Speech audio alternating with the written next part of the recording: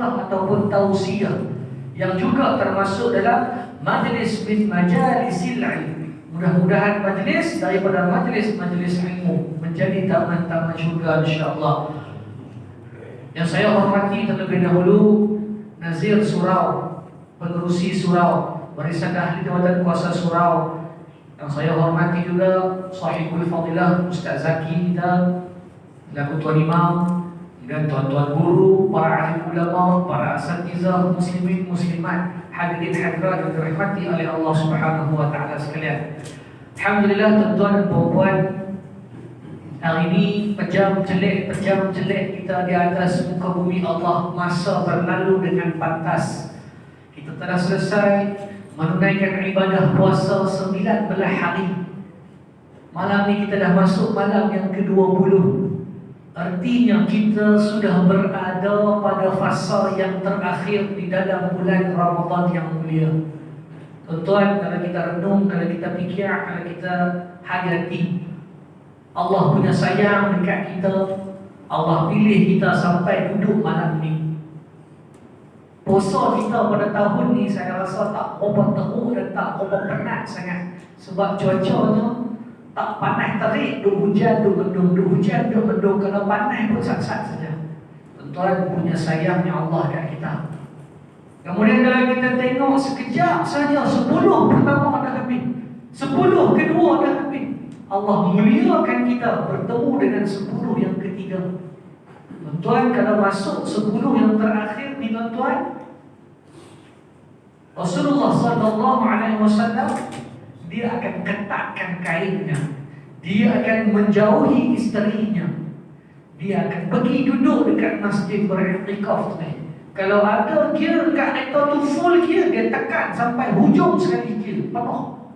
Sebab di 10 terakhir ni malamnya bukan biasa-biasa.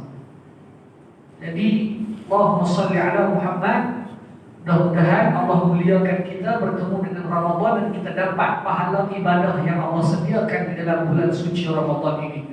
Malam ni saya nak baca satu hadis yang ringkas dan pendek sahaja, tetapi maknanya amat-amat dahsyat. Sebab maknanya ada kena-mengena dengan kita semua. Di dalam satu hadis Rasulullah sallallahu alaihi wasallam bersabda, kata Nabi, al-jannatu mushtaqatun ila arba'ati nafar. Syurga itu dia merindukan 4 jenis golongan manusia. Tuan-tuan, syurga yang belum lagi kita huninya, yang belum lagi kita mati nak masuk dekat dia, syurga tu dah tunggu kita. Ni Nabi sebut dalam hadis. Syurga tu dah request kepada malaikat, bagi list nama dekat aku orang-orang yang akan aku rindukan dia waktu dia duduk atas dunia lagi. Nabi kata ada 4 jenis golongan manusia, syurga senantiasa rindukan dia. Siapakah dia? Yang pertama kata Nabi, talil Quran. Yang kedua kata Nabi, wa hafizil lisan. Yang ketiga kata Nabi, wa mut'imil ji'an. Dan yang keempat kata Nabi, was-shaimin fi syahri Ramadan. Yang keempat kena dengan kita semua. 1, 2, 3 kena ke tak? Jom kita sama-sama tengok. Baik, golongan yang pertama kata Nabi yang akan senantiasa dirindukan oleh syurga, talil Quran. Iaitu orang yang suka membaca Al-Quran. Masya-Allah, tabarakallah. Tuan-tuan, malam ni dah masuk 20 Ramadan. Seorang Islam dan Muslim yang baik, saat lagi keluar pada surau, selesai semua nak balik, nak makan ni, nak oreh, dia akan pegang hati dia akan kata, ya Allah, Alhamdulillah, malam ni dah masuk 20 Ramadan, bermakna aku dah selesai baca 19 juzuk Al-Quran. Satu malam, 1 juzuk, sehari pun tak tinggal lagi. Ni Muslim yang baik. Yang rugi siapa dia tuan-tuan? Yang rugi adalah orang-orang yang malam ni dah masuk 20 Ramadan, dia tak mula buka lagi pun Al-Quran. Masya-Allah, tabarakallah. Hidup kita jangan biarkan hari berlalu tanpa tengok, tanpa pegang dan tanpa baca Al-Quran. Tuan-tuan, ikan dia akan mati kalau tak ada air. Hati kita orang Islam akan mati dan kerah kalau tidak ada Al-Quran yang kita basahkan dekat mulut kita. Awak pakai dia apa? Saya tahu tuan-tuan baca, insya-Allah. Satu hari kalau tak boleh satu halaman, satu ayat pun tak apa. Saya ni tuan-tuan, masya-Allah, tabarakallah, dalam keadaan paksa ke, dalam keadaan rela ke, paksa rela ke, tetap tiap-tiap hari kena pegang, kena tengok, kena baca. Tahu apa saya buat? Sebab Allah pilih saya duduk jadi tenaga pengajar Ma'had Integrasi Ibadat. Tiap-tiap hari masuk pukul 9 pagi, balik pukul 5 petang. Kalau bukan bulan Ramadan, masuk pukul 7 pagi, balik pukul 3 petang. Masuk pukul 3 petang, balik pukul 10 malam. Dalam halaqah 10 orang pengajar. Mereka nak menghantar hafalan. Kita pun sekali juga baca. Mudah-mudahan bacaan kita termasuklah orang yang suka dia membaca Al-Quran. Tuan-tuan, Al-Quran sangat penting dalam hidup kita. Jangankan kata kita baca dapat pahala, kita tengok Al-Quran pun dah dapat pahala. Kita pegang pula Al-Quran dapat pahala. Kita buka Al-Quran dapat pahala. Malah apabila kita basahkan di lisan kita, baca pula ayat Al-Quran, Allah kata kat malaikat, tulis dekat hamba tu sebagai pahala ibadah. Masya-Allah, tabarakallah. Jadi Al-Quran sangat penting dalam hidup kita. Sehingga seorang sahabat Nabi Sayyidina Osman mendapat gelaran Zunnurain, dua cahaya. Dia kata apa? Lau sahhat qulubuna lamma sami'at minal Quran. Hati kita ni kalau bersih, hati seseorang itu kalau betul, hati seseorang itu kalau benar, dia tidak akan pernah kenyang untuk membaca Al-Quran. Lagi baca lagi nak, lagi baca lagi nak, lagi baca lagi nak. Masya-Allah, tabarakallah. Jadi tuan-tuan, jika kita mengaku kita ni orang Islam, orang beriman, orang bertakwa, jadikanlah Al-Quran sentiasa duduk dekat dengan kita. Bacalah dia hari-hari walaupun satu ayat, jangan tinggal. Sebab Al-Quran dia ada syafaat di atas dunia, di alam barzakh dan di dalam kubur, dan juga di padang mahsyar. Dia boleh bantu kita nanti. Baik, golongan kedua yang akan dirindukan oleh syurga, kata Nabi, wa hafizil lisan. Iaitulah orang-orang yang selalu menjaga lidahnya. Dia tak cakap benda-benda dosa. Kalau dia cakap pun dia bertaubat balik. Dia tak cakap benda-benda buang masa, benda-benda lara, benda-benda berapu. Hafizul lisan ni maksudnya dia menjaga lidah. Suatu saat dan ketika Luqmanul Hakim dia dipanggil oleh tuan dia. Tuan Luqman dipanggil, Luqman, amal lisan. Ya, ada apa tuan? Hari ini aku nak hampir ambil seekor kambing, hampir sembelih kambing ini, lalu bawakan kepada aku bahagian kambing ini yang paling terbaik. Luqman Hakim ambil kambing, dia pergi sembelih, lalu dia bawakan organ dan anggota yang paling terbaik daripada kambing itu, iaitulah lidahnya kambing. Kemudian Tuan Luqman panggil, Luqman, mai sini sah, lagi sekali. Hampir ambil pula lagi seekor kambing, kambing yang kedua, hampir sembelih kambing ini, hang bawa mai pula dekat aku anggota yang paling terburuk pula daripada kambing ini. Maka Luqman Hakim pun taat perintah. Dia ambil kambing yang kedua, dia sembelih kambing yang kedua, lalu dibawakan pula kepada tuannya anggota yang paling terburuk pula daripada kambing ini, iaitulah lidahnya kambing juga. Tuan dia jadi heran. Aku perintahkan engkau kambing yang pertama sembelih, bawakan anggota yang terbaik, engkau bawa lidah. Kambing yang kedua aku perintahkan sembelih, bawakan pula anggota yang terburuk, engkau bawakan juga lidah. Baik dan buruk, kedua-duanya lidah. Apakah artinya ini? Tuan Luqman Hakim dia kata apa? Tuan, manusia kalau dia menjaga lidahnya dengan baik, dia termasuk golongan dan orang yang paling terbaik di antara yang terbaik.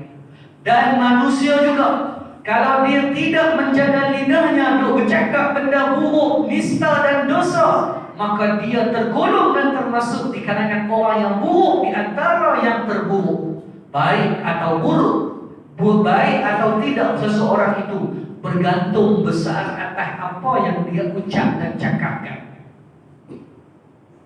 Tuhan, Allahumma salli ala Muhammad. Orang yang menjaga lidah ialah orang yang akannya terpuji, malah dia dipuji oleh Allah dan juga Rasul.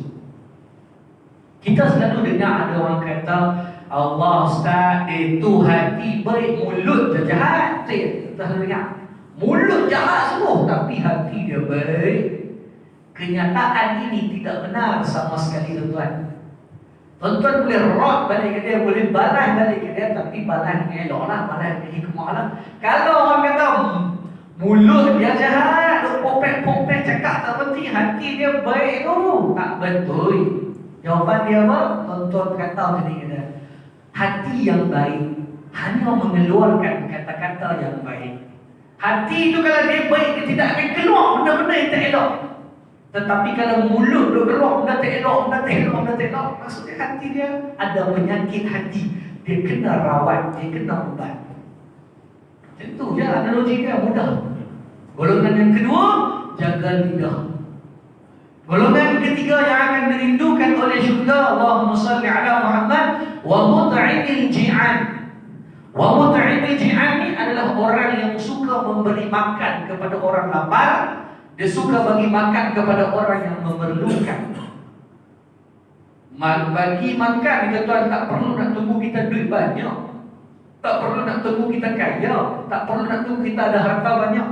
Tuan-tuan bagi air mineral satu gelas itu pun orang minum. Wa mut'imil ji'an. Tuan-tuan bagi cikelit kat budak-budak pun, insya-Allah termasuk orang yang suka bagi makan kepada orang. Bagi kurma orang nak berbuka lagi dahsyat. Maksudnya dia suka memberi makan kepada sesiapa pun yang memerlukan. Kemudian dia bagi pula makanan tu ikhlas.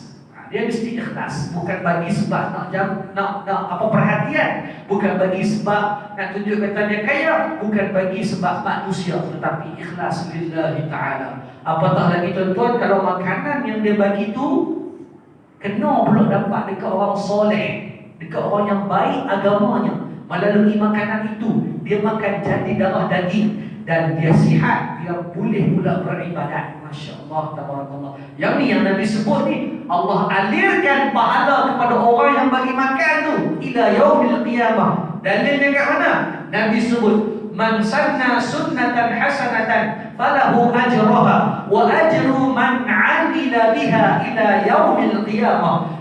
Jika ada seseorang itu menunjukkan kebaikan, memberikan kebaikan, kemudian orang lain buat pula kebaikan itu, maka Allah alirkan kebaikan pahala kepada dia ila yaumil qiyamah, sampai hari kiamat. Tuan dekat surah tuan-tuan ni dia buat iftar Ustaz. Buat iftar kan. Tuan sumpah kan, Ustaz kata satu nama 10 lagi ada tutup kan. Pagi itu orang buat lembut, orang makan, tuan-tuan pun termasuk insya-Allah. Wa mut'imil ji'an. Dalam orang yang suka memberi makan kepada orang lain. Kemudian tuan-tuan yang keempat, golongan terakhir yang akan dirindukan oleh syurga, was-shaimin fi syahr Ramadan. Adalah orang yang senantiasa dia melaksanakan puasa di dalam bulan suci Ramadan. Inilah yang saya sebutkan tadi. Kita ni saban tahun dan setiap tahun, walaupun diuji setahun 2 tahun lepas dengan wabak yang dahsyat ni, tapi tetap juga Ramadan tu kita suka ke tak suka, dia akan main dekat kita. Kita je tengok macam mana nak layan dia. Tapi kalau orang tu apabila datangnya Ramadan, dia bersedia untuk bermesra dengan Ramadan, maka dia puasa ikhlas lillahi ta'ala. Bukan hanya sekadar puasa tahan lapar dan dahaga je. Dia puasa seluruh anggotanya. Matanya ditundukkan, telinganya dipekakkan untuk mendengar benda-benda yang tak elok, tangannya tak pegang benda haram, kaki dia tak berjalan ke tempat maksiat. Dia jaga semua. Dia puasa ikhlas lillahi ta'ala. Syurga akan merindukan dia. 4 benda yang saya sebutkan dalam hadis tadi. Talil Quran, dia suka baca Al-Quran. Yang kedua, wa hafizil lisan, dia menjaga lidahnya. Yang ketiga, wa mut'ibil syi'an, dia suka memberi makan kepada orang yang memerlukan atau orang lapar. Dan yang keempat, wa sha'imin fi syahr Ramadan, dia datang bulan Ramadan, dia berpuasa ikhlas kerana Allah. Empat benda ni mestilah berjalan seiringan, dia mesti duduk sekali. Tak boleh kalau dia suka baca Al-Quran, lidah tak jaga pula, dia tak termasuk. Dia jaga lidah, dia suka baca Al-Quran, dia tak puasa pula dah, duk pintuang puasa. Dia tak boleh. Dia kena empat-empat ni.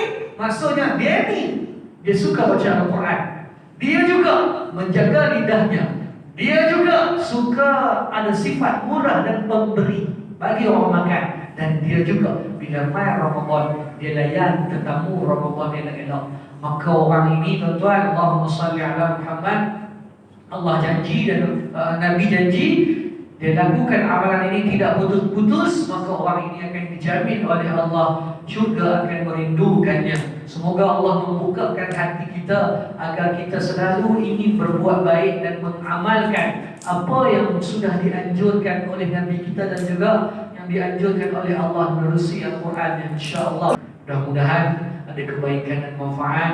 Apa yang pernah saya sebut di mula tadi, 4 golongan itu mudah-mudahan ada dalam diri kita. Tuan-tuan, penutupnya, selagi ada bulan dan bintang, selagi ada malam dan siang, selagi adanya air pasang surut di laut dan di sungai, tuan-tuan kena ingat Ramadan dia akan main dekat kita.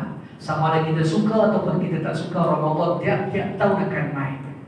Ramadan datang dan pergi, datang dan pergi. Ini nak pergi dah ni. Yang pergi, yang datang, yang tidak akan kembali adalah kita. Sekali kita mati, mintalah dekat Allah, tidak akan dapat balik. Maka bila Allah muliakan kita, ada umur lagi, buatlah elok-elok dalam bulan Ramadan, agar bila kita meninggal nanti, kita tidak jadi orang yang khasirun, orang yang menyesal.